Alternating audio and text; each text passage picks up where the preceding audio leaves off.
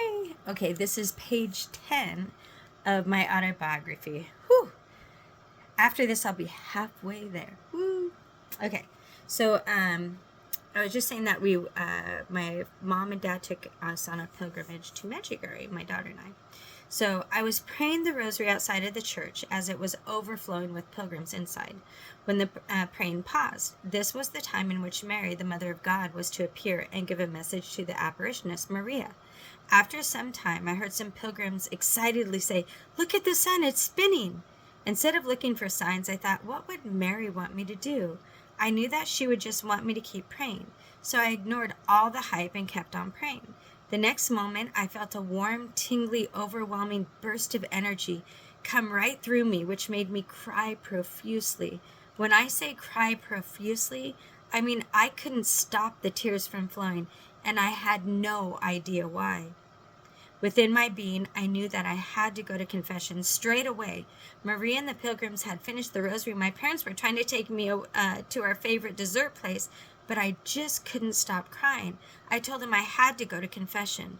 They warned me there were no English-speaking priests available, but the urge and the tears did not stop. I went into one of the confessionals, which was marked a different language, and I told the priest everything that I had just experienced.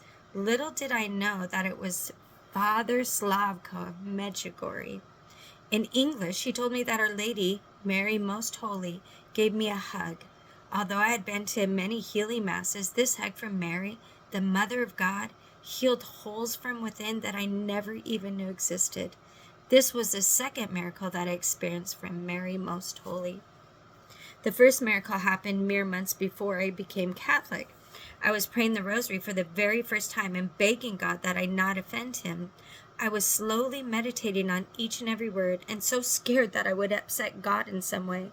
That's when my room became very bright with light and I heard Mary's voice said, she said, "Would you like to see me?" And instinctively I said, "No." I was scared. Then the light went away and the room was normally lit once again. Mary confirmed in my soul that the rosary was very pleasing to God. Scroll down a bit. And that I could never offend him by asking her to pray for us. Yes, I did later regret saying no, but later in life, Mary did give me another time in which I did say yes. So it was that by my petition for a spouse and worthy father for my daughter, God had to make me healthy and emotionally whole enough to be a good wife for my future spouse. It took more than a few months, but God answered my petition by sending a loving husband for me and a worthy father for my daughter. He wasn't perfect, but he was perfect for me. Having served 4 years in the Marines and was a police officer at the time, the spouse God chose for me was the complete opposite of anyone I had ever known, and that was such a blessing. After 3 months of courting, he asked me to marry him. We couldn't set a date until I applied for and was granted an annulment. In this extensive process, I had to write about all my abuses and everything I'd been through in the 27 years of my life. Then I had to meet with the Catholic counselor in our diocese, which meant that I had to travel to the cathedral 3 hours away so he could assess my mental, emotional state to see if I was stable and capable of free will. Not only could I talk about everything I had been through without shedding a tear, in amazement, the counselor asked me how I did it, and I told him that God healed me, and God continues to heal me as I go to daily mass, I pray the rosary every day, I go to monthly confession if available, and after our pilgrimage, I had started abstaining from meat on Wednesdays and Fridays, just as Our Lady of Medjugorje asked us. He had nothing further to ask me. Oh, I should scroll a little down. He just looked a little stunned as he gave me the stamp of approval for being mentally and emotionally stable.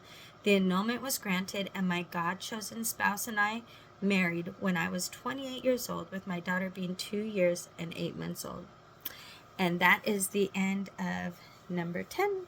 So see you on the other side. Bye. Mwah.